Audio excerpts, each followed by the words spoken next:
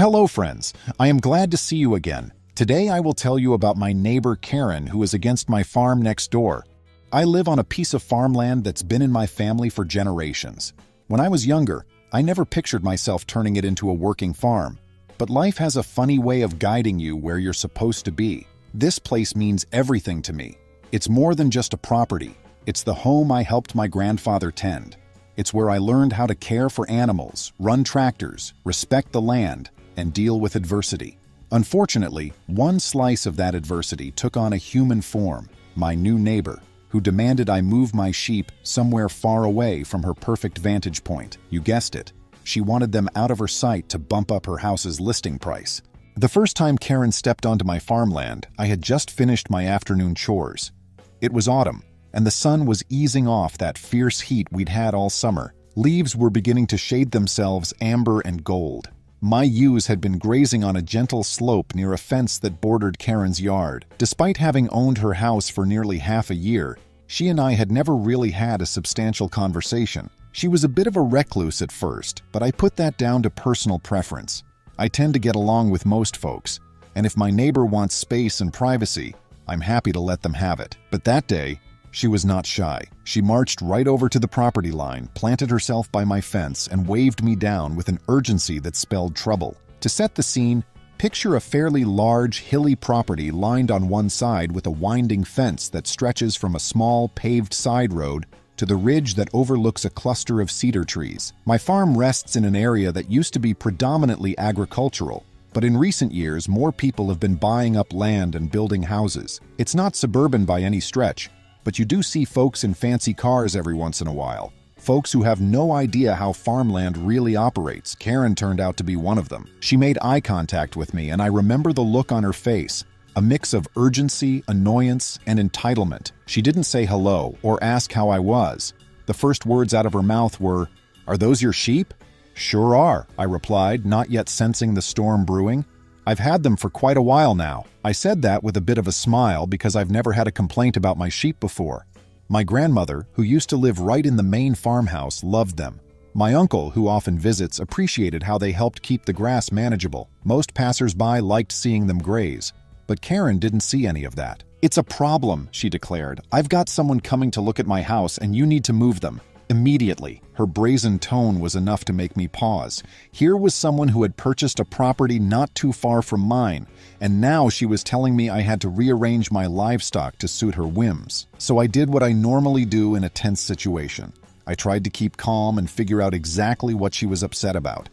I asked her why she was so concerned about my sheep. Karen wasted no time. She said, "I'm putting my house on the market, and if you keep these animals right here near my fence, it'll drop my house price by at least $170,000, and that's on a good day. You might just ruin my entire sale. The realtor will be here on Sunday to do an initial assessment. Move them over to the other side of your farmland." I should clarify, my property is shaped like a rectangle with a gentle valley in the middle. The farmhouse sits on the north edge, and Karen's house is on the southeastern boundary. On the far side, behind a row of pines, I have an old barn that currently stores hay, a few tools, and occasionally one or two animals when the weather is bad. But the sheep rarely wander that far because the grass is thicker and more appealing right by the fence line near Karen's property. Besides, the slope in that region is more comfortable for them to rest. They've always grazed there, and there's never been a complaint from the previous owners of Karen's house. I tried to be polite but firm, saying, "I'm sorry you're concerned about your house price, but these animals are on my property. They're contained by the fence. I have every right to let them graze there." Karen dismissed that with a scoff. She told me I could do it the easy way or the hard way, insisting she had friends in high places. She mentioned she'd make me move them one way or another, but that if I cooperated, she'd at least keep things civil. At this point, I was beginning to suspect she was used to getting her way by bullying people, but I've never backed down from doing what's right, especially on my own land. I merely shook my head and said, "I'm not moving them." She glared at me, fuming. "This is going to cost me at least $170,000, and you're going to pay for it if you refuse. And don't think it'll stop there," she threatened. "Because I'll need moral compensation. I'm going to charge you $300,000 total if you keep messing up my sale. You think I won't do it? I'm warning you." With that, she stomped away, leaving me stunned. Now, I've had my share of strange encounters with all kinds of people, but never had someone marched onto my property and demanded I move my sheep out of sight. Over the next couple of days, I tried to brush off the confrontation. I was busy making sure the farm was prepared for an upcoming cold snap. My to-do list included patching some of the fencing, gathering extra feed for the winter, and checking the heat lamps in the smaller livestock shelter. Karen's bizarre complaint was just another item on the mental list of things I can't believe are happening. If that were all, I would have chalked it up to a neighbor having a momentary meltdown, but Karen's meltdown only got worse. One evening, I heard yelling outside around sunset. I grabbed my coat and headed out. There, by the same stretch of fencing, Karen was pacing back and forth, screeching at my sheep to move away from her sight line. She had a broom, yes, a standard household broom, and she was pointing it at the ewes. The sheep, of course, were just staring at her, a bit wary but generally unfazed. That got me worried. Was she planning to climb over the fence and poke them? Was she going to do something harmful? It's not unusual for a person with no livestock experience to be intimidated. But she was the aggressor here, shouting curses at them as if they understood. I walked up to the fence and calmly said, "Please stop yelling at my sheep. You're scaring them." She spun around, that broom brandished in her hand like a weapon. She then shrilled at me that she was giving me one last chance to move those animals or she was filing a lawsuit. I answered that I wasn't moving them. They are on my land, well within my property line, and not violating any local regulations. She screamed, "Then you'd better find a new lawyer because you'll be paying me $300,000 for my mental stress, plus the original $170,000 I'm losing from house value. You have no idea who you're messing with." The meltdown was far louder than I thought possible for a single person. I didn't have time to debate her. I backed away, and she eventually stormed off. It was one of the most uncomfortable neighborly encounters I've ever had. I realized I might need to document all of this, so after that night, I started recording the times and dates of any confrontations. A good friend of mine who teaches law classes told me it's always wise to keep a record when someone threatens legal action, even if it sounds baseless. So I did. Days went by and I hoped she'd settle down. Maybe she was just overly stressed about her impending move. Or maybe she had some personal issues going on. My desire was never to make her life harder, but I wasn't about to rearrange my entire routine, plus the sheep's routine, over her illusions of what might scare off a potential buyer. Also, I suspected that even if I did move them, she'd find something else to gripe about. People like her rarely let go of control once they think they can force you to change everything for them. Meanwhile, I had plenty of other things to worry about aside from Karen. My main barn needed roof repairs before winter set in. I had sheep to shear and livestock feed to restock. A friend of mine, Avery, who often helps me around the farm, had moved out of state for a new job, so I was doing all the chores by myself. This included brushing and grooming the sheep once a week, trimming hooves, and providing them with vitamins to keep them in good shape. I also had to handle the orchard on the other side of the property, where apple trees were almost ready for harvest. The orchard had been my grandfather's passion, and I liked to keep that going, not only for the occasional farm stand sale, but also for my sense of family heritage. All the while, I kept hearing from neighbors in the area, those who'd lived there far longer than Karen, that they'd had bizarre run-ins with her too. One neighbor, Celia, told me Karen had demanded she stop planting sunflowers near her own front yard because the bright yellow clashed with Karen's personal aesthetic preference, which apparently leaned toward neutral, subdued colors. Another neighbor, Giles, mentioned that Karen complained about the sound of children's laughter coming from a park a few blocks away. It seemed that in Karen's world, everything had to revolve around her comfort and her personal taste. In an attempt to avoid a full-on conflict, I did a bit of research. I read up on local ordinances. We have a right to farm policy in this area, originally enacted to protect agricultural properties from nuisance claims when suburban development started moving in. That regulation states that existing farming activities, like keeping sheep, goats, chickens, or cows, cannot be deemed a nuisance to new residents, provided certain conditions are met, like controlling noise and odor. My sheep are well cared for, rarely noisy except for the occasional bleat, and definitely not a health risk to anyone, so I felt assured I was on solid legal ground. Despite that, Karen persisted. She started leaving typed notes pinned to my fence. The notes included statements like "final notice" in large, bold letters, and threatened me with legal action for decreasing property values on her side of the fence. She included a bill for $300,000, plus a separate line item of $170,000 for property undervaluation. Some days I'd find these notes, roll my eyes, and file them away in a folder labeled Karen's Nonsense. I guess she thought if she printed out official-sounding documents, that would intimidate me. It didn't, but it did make me a bit uneasy. What if she tried to escalate? Sure enough, escalate she did. One afternoon, I was out feeding the sheep when I heard screeching tires. I looked up, and who did I see but Karen, pulling into my driveway at high speed. She stepped out of her car and immediately snapped a photo of me, then snapped photos of the sheep, the barn, the fence. A moment later, a person I assumed was her realtor hopped out as well, looking mortified at Karen's behavior. Before I could even ask what was going on, Karen barked, "You'll be hearing from my lawyer." The realtor, whose name I later learned was Toby, tried to calm her, saying something like, "Let's not blow this out of proportion. The sheep are quite far from your property line." Toby told Karen that having sheep next to her house might actually be seen as charming country living for some buyers. I overheard that conversation, but Karen just growled that Toby didn't know anything about real estate values in this market. Rather than argue, I walked up to Toby and politely introduced myself. Toby seemed genuinely embarrassed by Karen's outburst. He apologized on her behalf and said that, in his professional opinion, livestock nearby might not be a deal breaker at all. Karen, in her usual manner, cut him off and insisted I was the cause of her financial ruin. Toby tried to reason with her, but it was clear who was in charge of this fiasco. She was having none of it.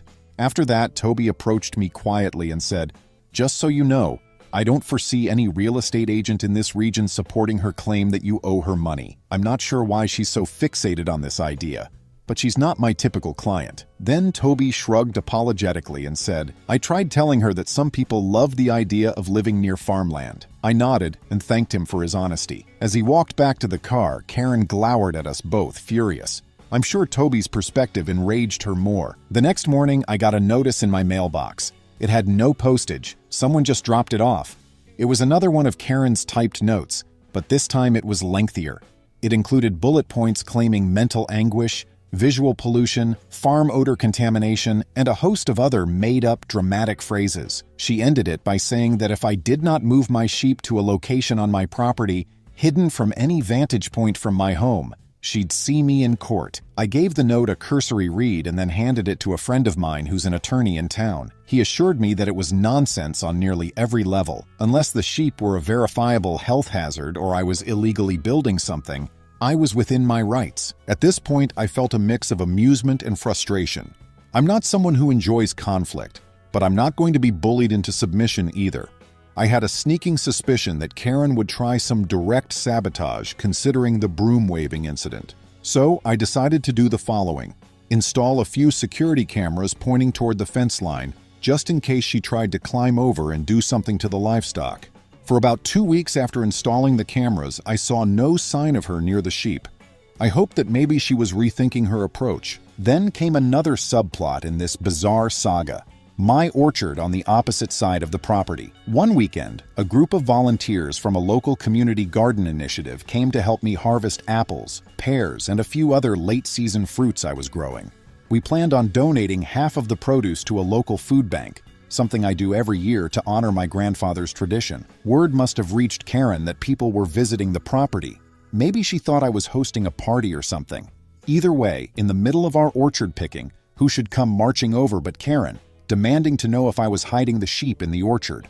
I calmly told her that we weren't dealing with the sheep at the moment, just fruit. She insisted she needed to check the barn to be sure I'd moved my flock away from her line of sight. When I refused her entry, it's private property after all, she shouted loud enough for half the volunteers to turn around in alarm. She repeated her usual script about how I'd better comply or else. The volunteers were stunned. They whispered among themselves, clearly recognizing that we had a serious neighbor-from-nowhere situation on our hands. One volunteer, a retired police officer named Deanna, pulled me aside and discreetly offered to speak with Karen. She has years of experience de-escalating tension. But before Deanna could walk over, Karen stomped off again, apparently furious that nobody was giving in to her demands. Deanna advised me to keep documenting everything. Never hurts to have evidence, she reminded me. Things quieted down again for about a week. I went about my business, taking care of the orchard, storing the apples in crates, delivering some produce to the food bank, and going through my usual chores. In the back of my mind, I knew we were just in a lull before another storm. Karen seemed determined, and folks like her don't just let issues go. Sure enough, it wasn't long before she unleashed a new strategy. One day, I went to feed the sheep in the morning, and I found a piece of rope tied around one of the fence posts near Karen's property. Attached to it was a sign that read, "Trespassing animals will be removed." That made zero sense, since my sheep couldn't possibly trespass onto her property. They're fenced in. My guess is that she placed this sign to scare me or to scare my sheep, which is ridiculous. But the intimidation tactic was disturbing. I took pictures of the sign, recorded the date, and went about my day. By now, I was tired of the drama. I wanted to consult someone who had more legal expertise in farmland disputes. So I reached out to a local group that helps mediate property line conflicts. They told me they'd be happy to step in if Karen was open to mediation. So I left a message in her mailbox, politely suggesting we settle this matter in a calm, third-party discussion. She never replied. Instead, she left me another note typed in capital letters, "No thank you, see you in court." In the midst of this tension, I found out from Toby, the realtor, that Karen's house wasn't selling the way she hoped. Apparently, the few interested buyers who came by had a range of reasons for not jumping on her listing. One thought the neighborhood was too quiet, ironically.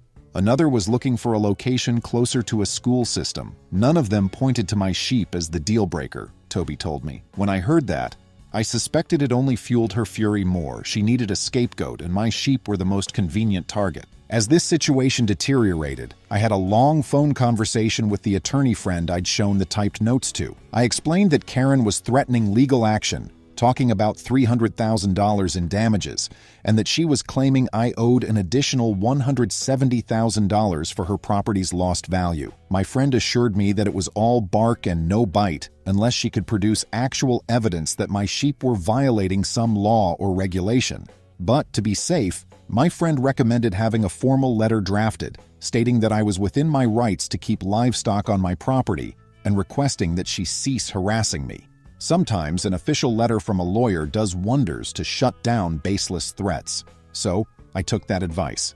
I paid a modest fee to have an attorney from a local firm draft a cease and desist notice for harassment. The letter was professional, referencing the local right to farm statutes. It politely but firmly stated that I was fully compliant with all local regulations, and if Karen continued to trespass or harass, we wouldn't hesitate to pursue legal remedies. I sent it by certified mail. About a week later, I got a refused notice. She hadn't even accepted the letter. She sent it back unopened. My attorney said that was fine. The courts would still see that I attempted to deliver it. It made me wonder if she was completely oblivious or just doubling down on intimidation tactics. That turned out to be the calm before the real storm. One frosty morning, I woke up early to do chores, as usual. Stepping outside, I immediately noticed the sheep weren't in the front pasture. Confused, I followed the fence line until I found that someone, and I had a strong guess who, had cut a section of wire overnight. The sheep had wandered out through that opening, likely in search of fresh grass. With my heart pounding, I started walking around the perimeter, calling to them. They weren't far off. They hadn't gone to Karen's side, ironically, but had moved deeper into my property near a grove of trees. I spent a good half hour coaxing them back and repairing the fence. Could it have been an accident? A coyote or other large animal might chew through it, but this cut was done neatly with wire cutters. I think Karen's plan was to let them out so she could either call some authority or claim the sheep were trespassing on her property, thus making her nuisance claim more credible. But the sheep never ventured toward her yard. Luck was on my side that morning. I filed a police report for property damage. The officer who came out was sympathetic, but without direct proof Karen had done it, there wasn't much he could do. Nevertheless, the official record was filed. After that close call, I decided to go for the big guns. I set up brand new cameras with motion-activated spotlights around the perimeter near her property. I wanted crystal clear footage of anyone tampering with my fence or livestock. I also added a sign on my side that said, "Smile, you're on camera," just to put any would-be trespassers on notice. Karen must have noticed the cameras because she started walking around with a wide berth, eyeing them suspiciously whenever she was outside. Then, about a week and a half later, I caught something on camera. At around midnight, I was awakened by the alert on my phone from the camera feed. It showed a figure approaching the fence with what looked like wire cutters in hand. They fiddled with the fence for maybe 10 seconds, then seemed to notice the camera's spotlight turning on. The figure quickly retreated. The angle was a bit poor, so the face wasn't entirely visible. But the silhouette and posture looked a lot like Karen's. The next day, I brought the footage to the police station, along with the earlier property damage report. The officer there recognized it as probable trespassing, especially combined with my prior complaint. They said they'd keep it on file and consider paying a visit to Karen. Sure enough, an officer showed up at Karen's door. I don't know all the details of that conversation, but I do know she was not at all happy to see them. She came storming over to me that evening, ranting about how I dared to send the cops to her house. I replied calmly that she was the one threatening me with legal action. It was only fair to defend my property. She ended up screaming, "I'll see you in court," and marched away. By that time, I'd heard that refrain more times than I could count, but there was still no official lawsuit. It was about then that Toby, her realtor, reached out to me again, apologizing for the ongoing strife. Apparently, he'd ended his arrangement with Karen because of how impossible she'd been to work with. According to Toby, she demanded he file some sort of official complaint on her behalf, which he refused to do. She was basically losing realtors left and right, as word got around the local realty community that she was trouble. I couldn't help but feel a bit sorry for her at that point. Her plan to sell the house wasn't panning out, and she blamed me, not the market, not her inflated listing price, just me and my sheep. Then came the final showdown. It happened one Saturday morning. I was in the farmhouse kitchen brewing coffee when my doorbell rang. I looked out the window to see Karen standing there, looking uncharacteristically disheveled. She had a folder clutched in her arms. I opened the door and she thrust some papers toward me. "I'm giving you one last chance," she said, her eyes wild. "Sign this or pay me everything you owe me." I took the papers and scanned them. It was a homemade attempt at a legal contract, demanding I pay her $300,000 for emotional distress, plus the $170,000 she believed her house had depreciated, or else I'd forcibly move my sheep to the north side of my farmland. It read like a bizarre ransom letter. I calmly told her, "This is not legally binding.